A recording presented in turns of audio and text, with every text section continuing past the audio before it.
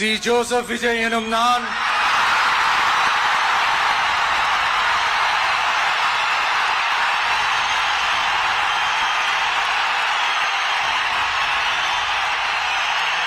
சட்டப்படி அமைக்கப்பெற்ற இந்திய அரசியல் அமைப்பின்பால் உண்மையான நம்பிக்கையும் மாறா பற்றும் கொண்டிருப்பேன் என்றும் இந்திய நாட்டின் ஒப்பில்லாத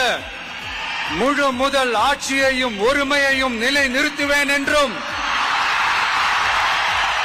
தமிழ்நாட்டு அரசின் முதலமைச்சராக உண்மையாகவும் உளச்சான்றின்படியும் என் கடமைகளை நிறைவேற்றுவேன் என்றும் அரசியல் அமைப்பிற்கும் சட்டத்திற்கும் இணங்க அச்சமும் ஒருதலை சார்பும் இன்றி விருப்பு வெறுப்பை